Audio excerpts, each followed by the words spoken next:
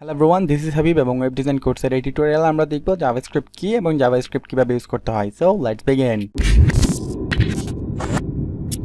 JavaScript হচ্ছে এক প্রকার প্রোগ্রামিং ল্যাঙ্গুয়েজ। এটা একটা স্ক্রিপ্টিং ল্যাঙ্গুয়েজ, কিন্তু বর্তমানে এটা একটা প্রোগ্রামিং ল্যাঙ্গুয়েজ। তো এটার মাধ্যমে আমরা আমাদের ওয়েবসাইটকে আরও সুন্দর করে তুলতে পারি বিভিন্ন ইভেন্টের মাধ্যমে কিংবা বিভিন্ন এফেক্টের মাধ্যমে, যেগুলো ইউজ করলে আমাদের ওয়েবসাইট আরও সুন্দর হয়ে উঠবে।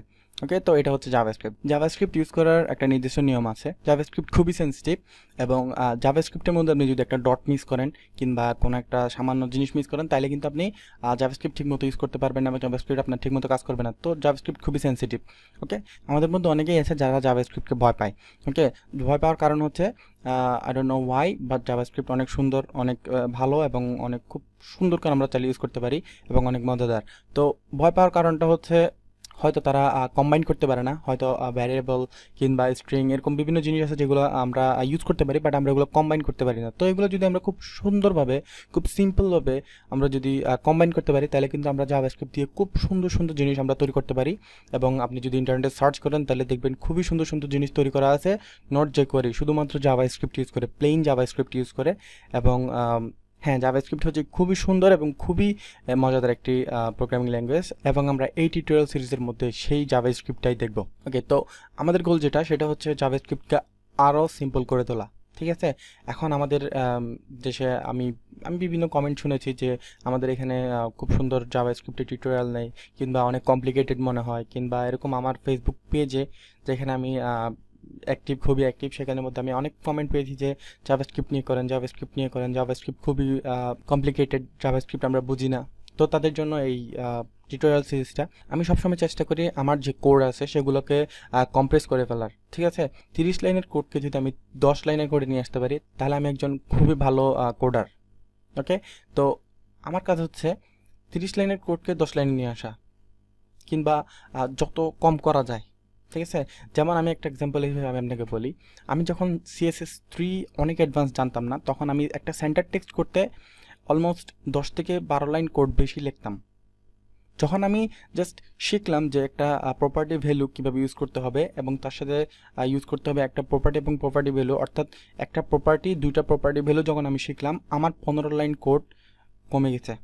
ঠিক আছে, তো এটাই হচ্ছে ম্যাজিক। আপনি যত কমে লিখতে পারবেন, যত সুন্দর করে লিখতে পারবেন, তত আপনার কোড কমতে থাকবে এবং আউটপুট বাড়তে থাকবে।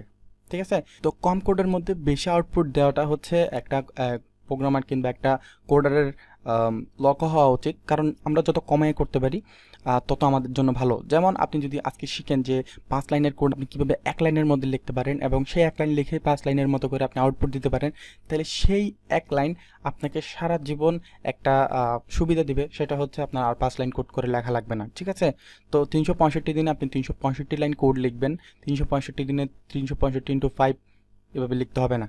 ওকে, তো এটা হচ্ছে আমাদের সিম্পল করে ফেলতে হবে। তো জাভাস্ক্রিপ্টের ক্ষেত্রে আমরা যেটা করব সেটা হচ্ছে যেখানে যেখানে জাভাস্ক্রিপ্ট দরকার, অর্থাৎ আমাদের যেখানে যেখানে জাভাস্ক্রিপ্ট শেখা দরকার, আমরা সেখানে সেখানে জাভাস্ক্রিপ্ট লিখব। বাট যেই জিনিসটা আমরা সিএসএস এর মাধ্যমে করে ফেলতে পারবো, সিএসএস কিন্তু এখন অনেক অ্যাডভান্স। ঠিক আছে, তো 10 লাইন জাভাস্ক্রিপ্ট লেখার বদলে যদি একটা সিএসএস ক্লাস লিখে সেটা অ্যাড করে দিয়ে হয়ে যায়, তাহলে আমাদের আর 10 লাইন জাভাস্ক্রিপ্ট লেখা লাগবে না। এটা আসলে লাগবে না, কারণ আপনি শেখার উদ্দেশ্যে লিখতে পারেন প্রথমবার, ঠিক আছে, কিন্তু যখন আপনি রিয়েল লাইফে কোনো প্রজেক্ট করবেন তখন কিন্তু আপনার সেই জাভাস্ক্রিপ্ট 10 লাইন লিখে কোনো লাভ নেই। ঠিক আছে, ক্লায়েন্ট যেটা চায় সেটা হচ্ছে শর্টকাটলি আমার কাজটা আমাকে করে দাও, করতে পারলেই হয়েছে। এখন একটা ক্লাস দিয়ে যদি আপনার অনেক লাইন জাভাস্ক্রিপ্ট বেঁচে যায়, তাহলে একটা ক্লাসই ভালো। তো এটাই হচ্ছে একটা এক্সাম্পল আমি আপনাকে বলতে পারি আর কি। তো আমরা জাভাস্ক্রিপ্টে আরও সিম্পল করে ফেলবো, আরও ইজি করে ফেলবো, যাতে আমরা খুব সুন্দর করে বুঝতে পারি। আর সেই জিনিসটার জন্য আমি কি করব, এখানে তো সিম্পল জিনিসগুলো আমি টিউটোরিয়াল দিবই, তারপরে আমি কি করব, স্মল প্রজেক্ট দিব, কিছু ছোট ছোট প্রজেক্ট দিব, যেখানের মধ্যে আপনারা শিখবেন যে কিভাবে আমরা চাইলে যে ছোট ছোট জিনিসগুলো শিখেছি সেগুলো আমরা একসাথে কম্বাইন করতে পারি এবং খুবই সুন্দর একটা আউটপুট নিয়ে আসতে পারি। তো এটাই হচ্ছে আমাদের লক্ষ্য, যে ছোট ছোট জিনিসগুলো আমরা বেসিক জিনিসগুলো শিখবো এবং তারপর অ্যাডভান্সের মধ্যে গিয়ে আমরা একটা একটা করে প্রজেক্ট করব, যাতে আমরা সম্পূর্ণ জিনিসটা ক্লিয়ার হতে পারি। তো এটাই হচ্ছে আমাদের গোল। ওকে, তো এইভাবে আমরা জাভাস্ক্রিপ্টকে আরও সিম্পল করে ফেলবো। তো এরপর আসা হচ্ছে জাভাস্ক্রিপ্ট আমরা চাইলে কীভাবে ইউজ করতে পারি। জাভাস্ক্রিপ্ট ইউজ করার জন্য আমাদেরকে স্ক্রিপ্টিং করতে হবে, অর্থাৎ আমাদের যে কোডগুলো আছে সেগুলো লিখতে হবে এবং এগুলোর মাধ্যমে আমাদেরকে একটা আউটপুট দিতে হবে। তো জাভাস্ক্রিপ্ট লেখার জন্য একটা ট্যাগ আছে, সেটা হচ্ছে স্ক্রিপ্ট। ঠিক আছে, আমরা এতদিন অনেক ট্যাগ শিখেছি। তো এরকম একটা ট্যাগ আছে, সেটা হচ্ছে স্ক্রিপ্ট, এবং সেই স্ক্রিপ্টের মধ্যে আমাদেরকে জাভাস্ক্রিপ্ট লিখতে হবে। তো জাভাস্ক্রিপ্টের নিয়ম হচ্ছে, আমরা যদি জাভাস্ক্রিপ্টের যে স্ক্রিপ্ট ট্যাগটা সেটা যদি আমরা উপরে লিখি তাহলে আগে রান হবে, আর যদি নিচে লিখি তাহলে সব কিছু রান হওয়ার পরে নিচে এটা রান হবে। ঠিক আছে, তো স্ক্রিপ্টটা আমরা যেখানে বসাবো সেই অনুযায়ী রান হবে, উপরে হলে আগে রেন্ডার হবে, নিচে যদি হয় তাহলে পরে রেন্ডার হবে। ঠিক আছে, সিম্পল এজ দ্যাট। আর আমরা চাইলে জাভাস্ক্রিপ্ট এক্সটার্নালি সিএসএস এর মতো ইউজ করতে পারি। তো বাইরের থেকে একটা সোর্স দিয়ে দিব যে এটাই সেখানে রান হোক, তো এরকম রান করা যাবে। ওকে, তো এটা হচ্ছে জাভাস্ক্রিপ্ট আমরা কীভাবে চাইলে ইউজ করতে পারি। আর জাভাস্ক্রিপ্ট যেহেতু খুবই সেন্সিটিভ, তো সেখানের মধ্যে যে ডট কিংবা ইনভার্টেড কমা যা যা আছে ওগুলো আমাদেরকে খেয়াল রাখতে হবে। ওকে, এরপর হচ্ছে জাভাস্ক্রিপ্ট এক্সাম্পল। তো জাভাস্ক্রিপ্ট এক্সাম্পলের জন্য আমরা আমাদের কোড এডিটর আছে, সেখানে আমরা যাব এবং আমরা কিছু কোড লিখব, তারপর আমরা একটা আউটপুট দেখব। ওকে, তো এটা হচ্ছে আমাদের জাভাস্ক্রিপ্ট এক্সাম্পল। যখন আমি এখানে এই বাটনটার মধ্যে ক্লিক করব তখন কিন্তু লেখাটা চেঞ্জ হয়ে যাচ্ছে, কিন্তু লেখাটা ছিল হচ্ছে প্লে টেক্সট, এবং যখন এটাতে ক্লিক করছি তখন হয়ে যাচ্ছে রিপ্লেস টেক্সট। ঠিক আছে, তো এটা হচ্ছে জাভাস্ক্রিপ্টের সামান্য একটা এক্সাম্পল, যেটা আমরা বুঝতে পারছি যে জাভাস্ক্রিপ্ট আসলে কীভাবে কাজ করে। জাভাস্ক্রিপ্ট হচ্ছে বিভিন্ন ইভেন্ট হ্যান্ডেল করে। ওকে, তো আমরা যদি এখানে আসি এবং আমাদের কোডগুলো দেখি যে আমি কি ইউজ করলাম। আমি ফার্স্টে এখানের মধ্যে একটা আইডি নিয়েছি টেক্সট নামের, তো সেখানের মধ্যে আমি লিখে দিয়েছি প্লে টেক্সট এবং একটা বাটন তৈরি করেছি।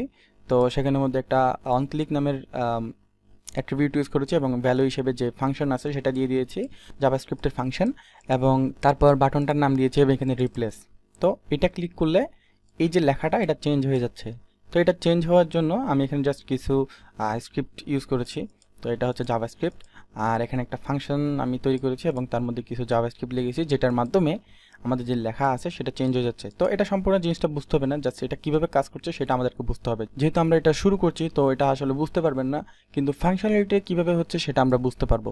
ওকে, তো যখন আমি এটা ক্লিক করছি তখন এটা চেঞ্জ হয়ে যাচ্ছে জাভাস্ক্রিপ্টের মাধ্যমে।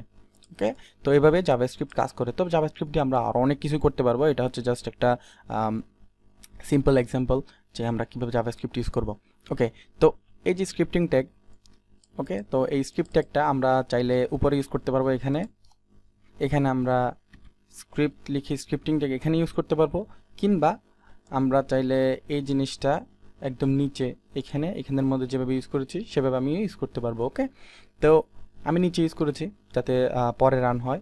তো আমি যদি এটা এখান থেকে ডিলিট করে দেই, এখানের মধ্যে যদি লিখি যে ALERT অ্যালার্ট, এবং এখানে যদি আমি লিখে দিই যে I am